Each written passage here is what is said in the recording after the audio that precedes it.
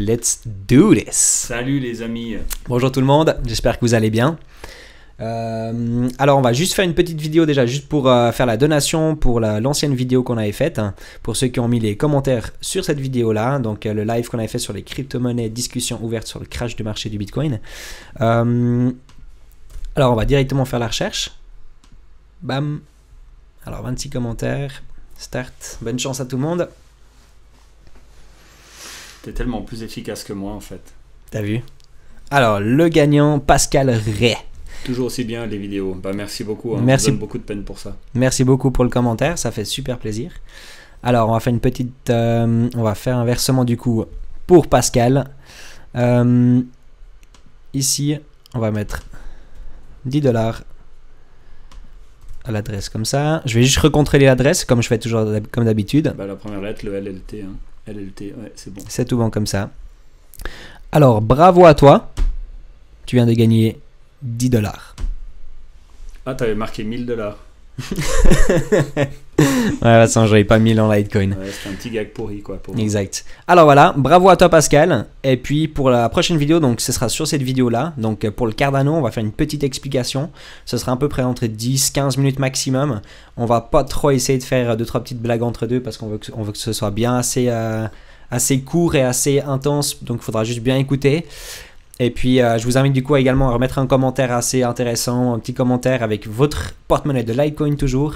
Et puis comme ça vous allez peut-être gagner les prochains 10 $ sur la prochaine vidéo. Les prochains 1000 $. Ouais. D'ailleurs moi je serai pas sur cette vidéo normalement parce que je vais pas arriver à m'empêcher de dire des conneries tout le long quoi. Et Okay. il s'est donné beaucoup de peine. Exactement. Alors à tout à l'heure pour le Cardano. Ciao ciao.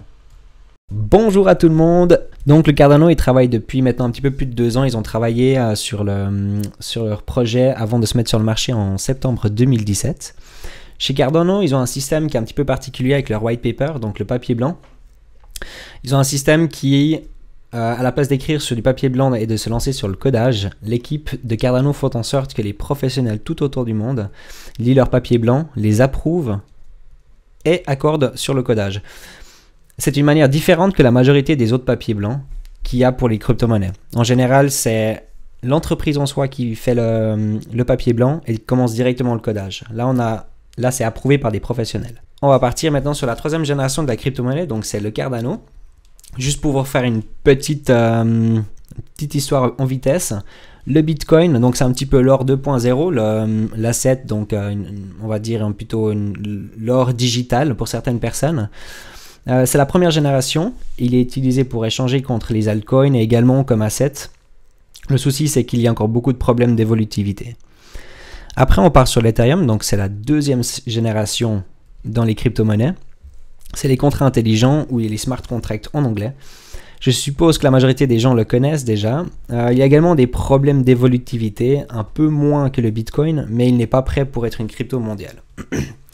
Après, nous partons sur le Cardano, et puis ça c'est donc la 3e génération des crypto-monnaies.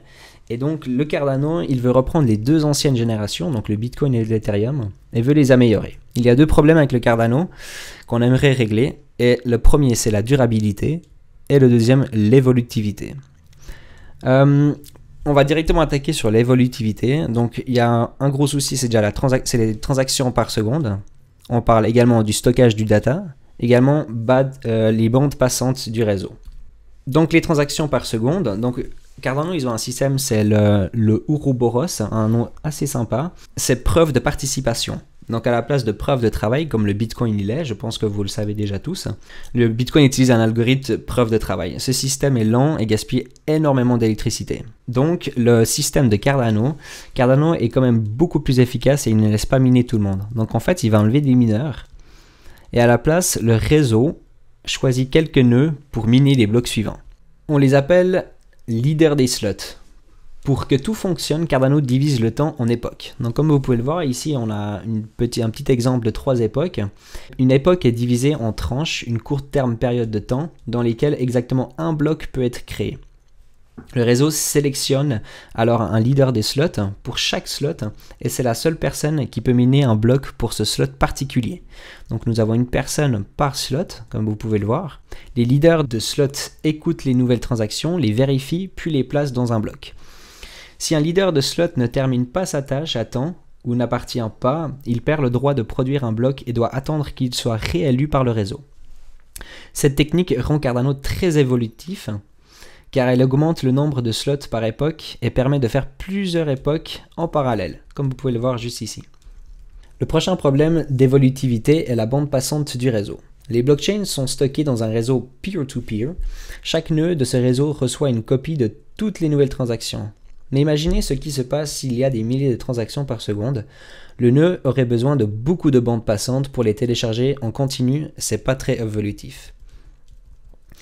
Au lieu de cela, Cardano veut diviser le réseau en sous-réseaux en utilisant une technique appelée le RINA. Chaque nœud fait partie de sous-réseaux spécifiques et peut communiquer avec d'autres réseaux si besoin, tout comme le protocole TCP/IP pour Internet. Le dernier aspect de l'évolutivité est le stockage de données. Blockchain stocke toutes les transactions qui se sont déjà produites, mais comment gérons-nous cet ensemble croissant de données? L'équipe de Cardano envisage de mettre en œuvre des techniques telles que l'élagage, la compression et le partitionnement. Cependant, ils ne considèrent pas cela comme une priorité absolue pour le moment, car l'espace de stockage est encore relativement bon marché. Ils s'attaqueront à ce problème plutôt en 2018, au début 2019. Le deuxième problème, c'est la durabilité. La durabilité, donc amasser de l'argent avec l'ICO, qu'est-ce qu'on va faire maintenant? À l'heure actuelle, il y a beaucoup de gens qui veulent construire une entreprise autour des crypto-monnaies pour lever des fonds pour leur entreprise. Ils lancent un ICO ou aussi dit Initial Coin Offering. Après une ICO, l'équipe finit avec beaucoup de capital. Ils peuvent ensuite utiliser pour démarrer leur entreprise. Mais que se passe-t-il si après quelques années, cet argent est épuisé? Comment vont-ils assurer que le développement de leur technologie continue? Devraient-ils créer une nouvelle pièce et détenir une autre ICO pour juste obtenir de l'argent?